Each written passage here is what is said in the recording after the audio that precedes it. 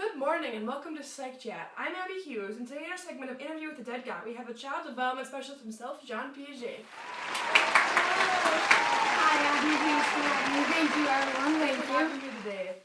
Now tell me, John, how old would you be today exactly? I'd be 118 years old in August. Yes, that's great. Now, can you tell us where it all began exactly?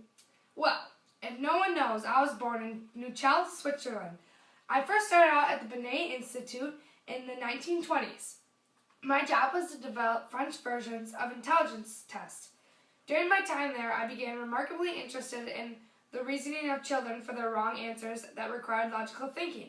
I thought, how does this relate to the difference in thought processes between children and adults? So, is this like the thought process between children and adults, or between being younger and older? How does that work exactly?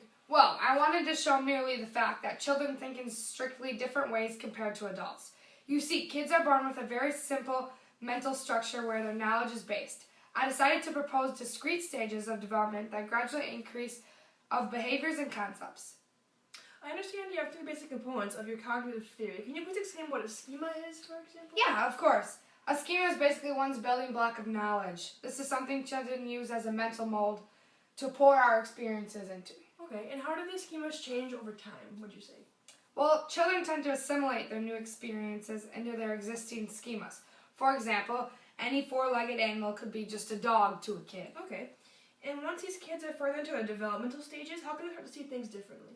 Well, then our next step of development comes, which is called accommodation, and that's where kids create new schemas to find categories. So they understand at this point that cows and dogs are two different animals, even though they both have four legs. That's interesting. Now, everyone knows you're famous for your 4 stages of cognitive development. Can you please explain them and how they're beneficial to child development? Sure. The first stage is sensory motor. This is basically babies taking in the world from their senses. The setback of the stage is the concept out of sight, out of mind. Babies haven't developed object permanence at this point, which means an object ceases to exist when not present. That's very interesting. We're going to take a short break now. We'll be back in a few minutes with the other 3 stages of cognitive development. Thank you. Can you stand up on one leg, Nikolai?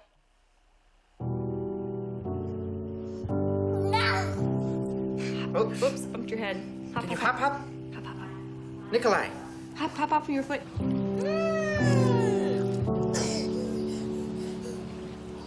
Blow it out.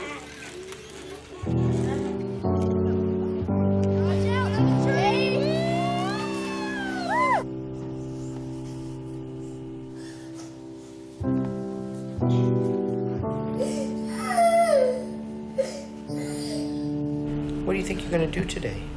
I'll play. Eat for chocolate.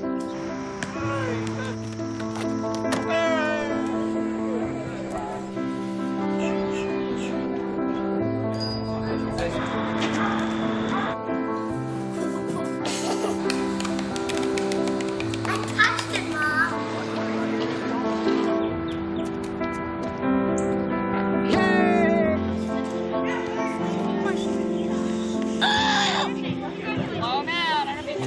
How old are you now?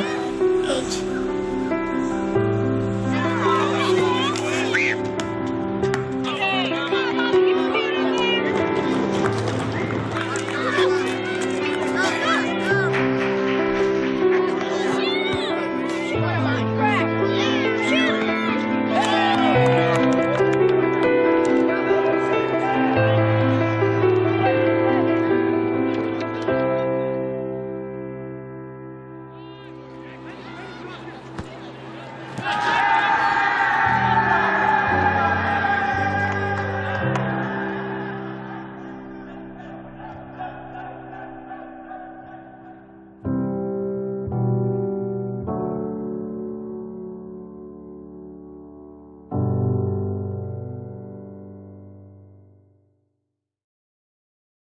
Okay, hello and welcome back to Psych Chat. For those just tuning in, we're here with John Piaget, the infamous child development enthusiast.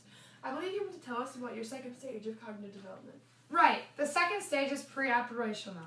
Children can now process the world through words and images. They can create intuitive thoughts compared to logical reasoning. At this point, they tend to be egocentric, meaning they can't perceive things from another's point of view. Okay. They also begin to form a theory of mind, so they are better at perceiving mental states. Okay. Are these last two stages more about logical thinking, wouldn't you say? Yes, exactly. Concrete operational stage is when children begin to gain mental operations to think more logically. After they grasp conservation, they can comprehend mathematical problems too. Lastly, the formal operational stage is my final stage, where children successfully think about abstract concepts. Abstract concepts can be those as such as imagining a scenario and predicting cause and effect relationships. Okay. Is there anything else you'd like to add today, Sean? No, not really. I think I could go into a great deal with many other concepts and ideas, but I think I went over a broad enough concept to give everyone a general idea of my childhood development. However, something not everyone knows is I had my scientific paper published when I was 10 years old. Also, I taught an all-boys school during my 20s. That's very interesting. That's all the time we have for today, actually. Thank you, Sean, for coming in today on our Interview with the Dead Guy segment. Thank you, everyone. Thank you. For everyone here on Psych Chat, good night. Good night.